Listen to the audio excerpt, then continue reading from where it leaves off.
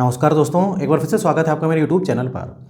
तो दोस्तों, आज की जो घटना है एक अपने आप में ही अनोखी घटना है और अंधविश्वास के चक्कर में दोस्तों कितने लोग की इसमें हत्या हो गई। तो दोस्तों वीडियो पूरा एंड तक देखना, क्योंकि आज आपको अंधविश्वास का असली सच पता लगेगा।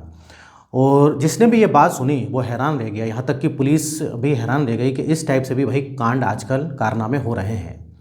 तो दोस्तों वीडियो में आगे बढ़ने से पहले आपसे रिक्वेस्ट है कि आप चैनल को सब्सक्राइब कर लें और अभी कभी वीडियो को लाइक कर दें, नहीं तो आप बाद में वीडियो को लाइक करना भूल जाते हैं। तो चलिए समय नहीं हम बर्बाद करते हैं, अपनी इस घटना में आगे बढ़ते हैं। तो दोस्तों ये घटना है राजस्थान प्रतापगढ़ की। उधर पर एक मोहन कुमार नाम का शख्स खेती किसानी करता था, अच्छी खासी ज़मीन थी और खेती किसानी करके रहा करता था। और उसकी वाइफ जिसका नाम होता है नीलम, जो कि काफ़ी समझदार थी। वैसे तो समझदार थी और दिखने में जो है काफ़ी खूबसूरत भी थी, पूरा घर का काम करती थी। और इधर जो मोहन कुमार होता है उसके पिताजी भी थे, जो कि खेती किसानी दोनों बाप बेटे किया करते थे साथ में।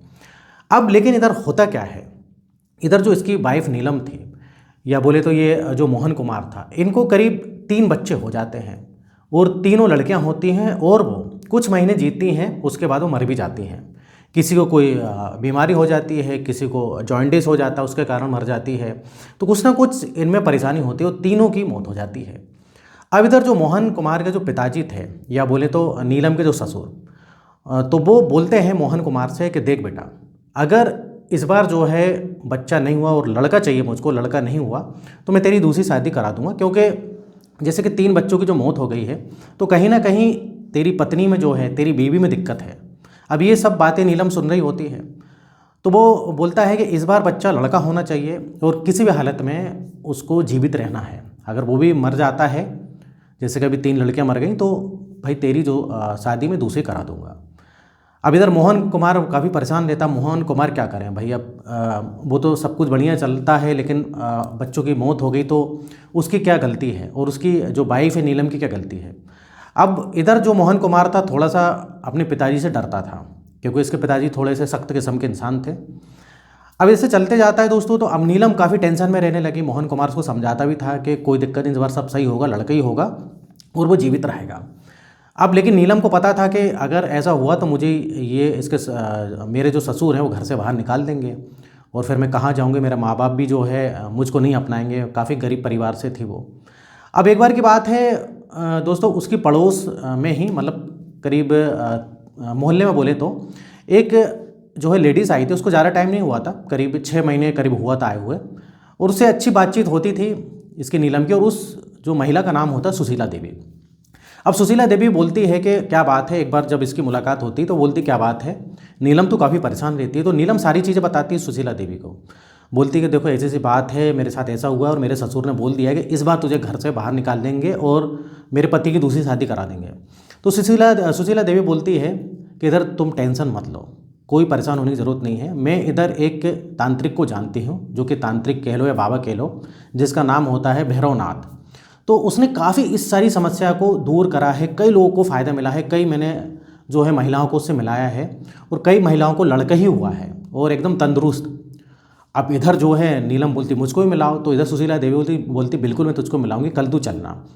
अब इधर पर ये जो होती है ना दोस्तों, नीलम ये थोड़ा सा पूजा पाठ में ज़्यादा भरोसा करती थी, तंत्र मंत्र में थोड़ा सा ज़्यादा भरोसा इसमें करती थी। बाकी तो अच्छी महिला थी, लेकिन क्या करें दोस्तों, अंधविश्वास था। और ये पूरा गाँव ही दोस्तों थोड़ा सा अंधविश्वास में मतलब ज़्यादा जो है मतलब रुचि रखता था। अब इधर पर क्या होता है कि अगले दिन जब ये खेत पे चले जाते हैं मोहन कुमार और उसके पिताजी, तो ये सुशीला देवी के घर ले जाते हैं। सुशीला देवी इसको उस तांत्रिक के पास, भैरवनाथ के पास ले जाती है। वो कुटिया में रहा करता था, जहाँ पर पूजा पाठ ये सब किया करता था। अब उसके पास भैरवनाथ के पास जाती, सारी चीज़ें बताती। इधर भैरवनाथ जो है नीलम की खूबसूरती देख के काफ़ी जो है वो उसका दीवाना हो जाता है। अब इधर भैरवनाथ बोलता है कि भाई तुम्हारा शुद्धिकरण करना पड़ेगा और साथ में तुम्हारे घर का भी, लेकिन सबसे पहले तुम्हारा शुद्धिकरण करना पड़ेगा। तो उसके लिए जो मैं कहूँगा वो तुमको बात माननी पड़ेगी। तो नीलम सब चीज़ मानने की तैयार थी, बस उसको तो वही था कि भाई मुझको एक बच्चा चाहिए, वो भी लड़का। अब इधर पर दोस्तों सबसे एक चौंकाने वाली बात क्या होती है, जो सुशीला देवी थी, जो इसकी पड़ोस में रहती थी, मोहल्ले में रहती थी, जो इसको लेकर आई थी, वो भी भैरवनाथ से मिली हुई थी। अब वो भैरवनाथ बोलता है सबसे पहले तो तुमको नहाना पड़ेगा, सबसे पहले नहा के मेरे पास आओ। तो वो नहा के आती है और एक अंदर कमरा होता है, उसको ले जाता है और उसके साथ जो है वो सारे काम करता है जो कि उसको नहीं करना चाहिए। उसके साथ जो है संबंध वगैरह बनाता है जब तक संतुष्टि नहीं हो जाती। और इधर पूरा जो है नीलम उसको कुछ भी रोक टोक नहीं करती, क्योंकि नीलम को भाई शुद्धिकरण करनी थी उसको तो, और उसको जो है लड़का चाहिए था, बच्चा चाहिए था। तो इस प्रकार से वो चली जाती है और सुशीला देवी जो है जो इसको लेकर आई थी वो बाहर इंतजार करती रहती है। अब इस प्रकार से होता है दोस्तों। उसके बाद ये सब संतुष्ट हो जाते हैं तो वो एक जड़ी बूटी देता है। वो बोलता है कि इन जड़ी बूटी को जो है तुम अपने ससुर और जो पति हैं उनको डेली पिलाया करो। तो अब वो बोलती ससुर को क्यों?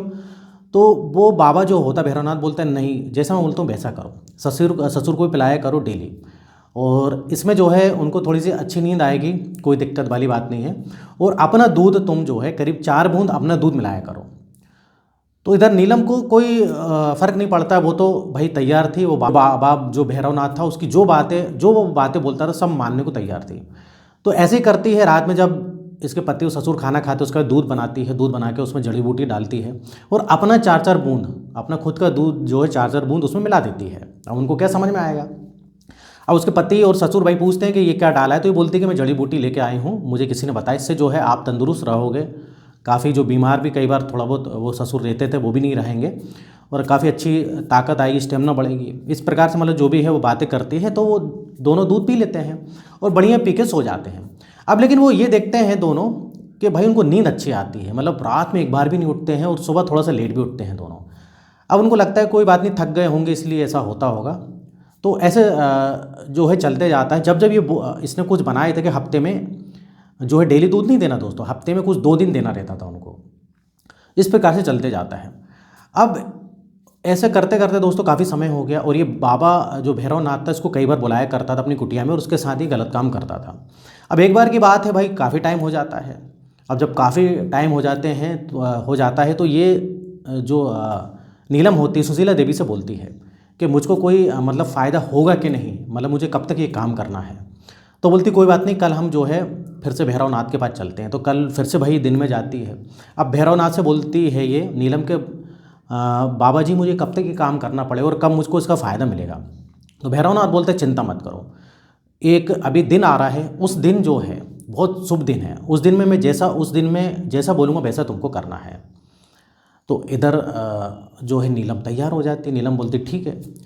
अब वो एक तारीख आ जाती है दोस्तों 10 नवंबर 2025। अब ये बोलता है कि ये जो दूध है जो तुम बनाती हो ये अब अपने लिए भी तुमको दूध बनाना है।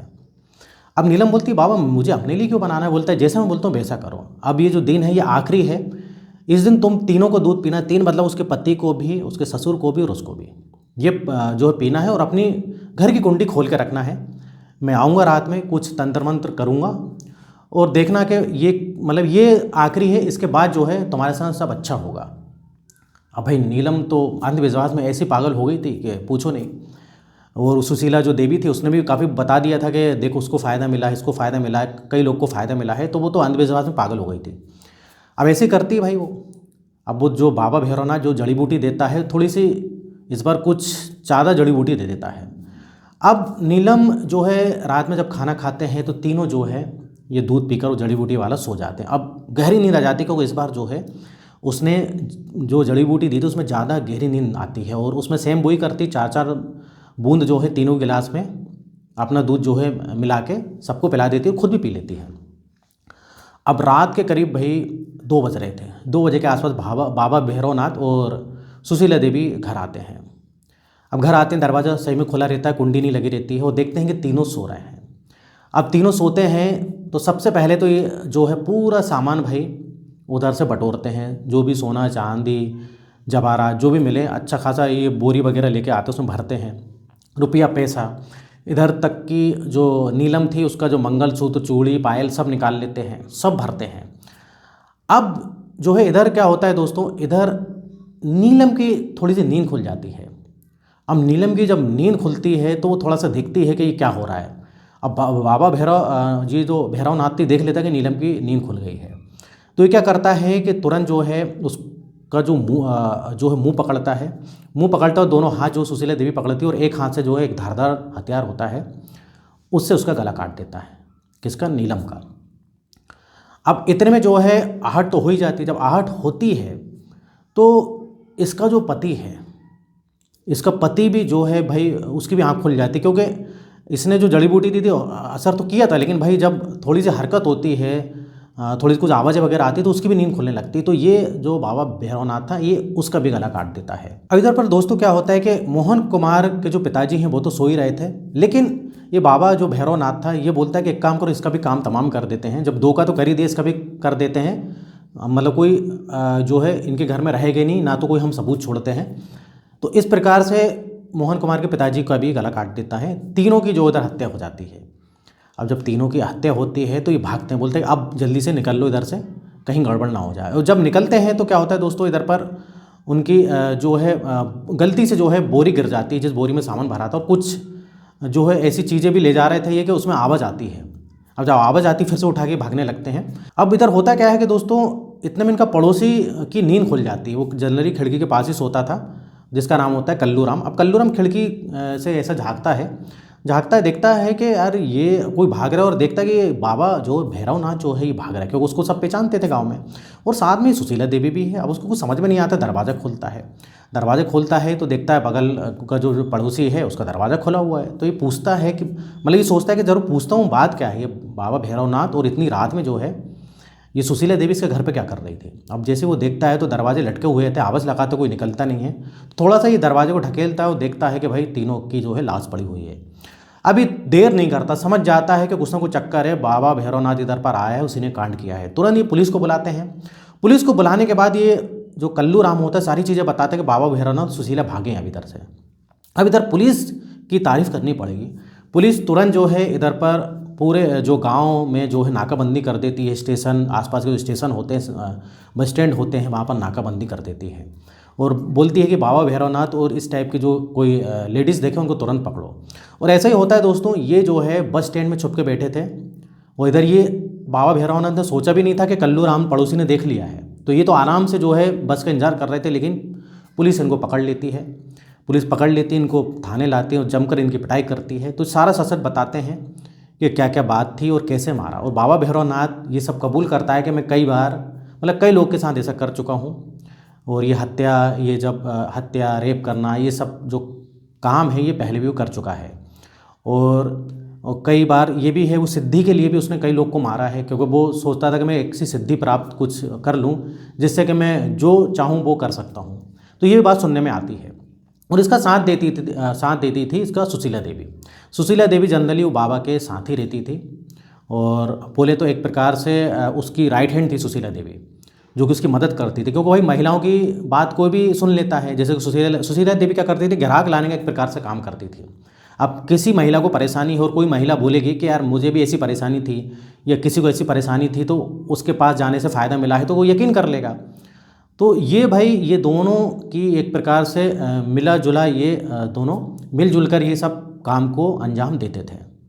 तो ये थी दोस्तों आज की घटना। इस प्रकार से भी मतलब अंधविश्वास में ऐसा होता है, जो कि मैंने आपको पहले ही बताया कि ये अंधविश्वास वाली घटना है, और ऐसा कई गाँवों में ऐसा होता है। जब इंसान को कुछ समझ में नहीं आता क्या करें तो वो अंधविश्वास के चक्कर में पड़ जाता है। जब भाई दवाई असर नहीं करती है, कुछ हम मेहनत करते हैं तो उसका फल नहीं मिलता है, तो लोग फिर अंधविश्वास के चक्कर में पड़ जाते हैं। तो दोस्तों ये थी आज की घटना। आप बताइए कैसी लगी। और इस टाइप से जो है मैं वीडियो बनाते रहता हूँ। अगर आपने अभी तक चैनल को सब्सक्राइब नहीं किया है तो अभी के भी चैनल को सब्सक्राइब करें, वीडियो को लाइक करें। फिर मिलेंगे नेक्स्ट वीडियो में, और यहाँ तक वीडियो देखने के लिए, बने रहने के लिए आपका बहुत बहुत धन्यवाद।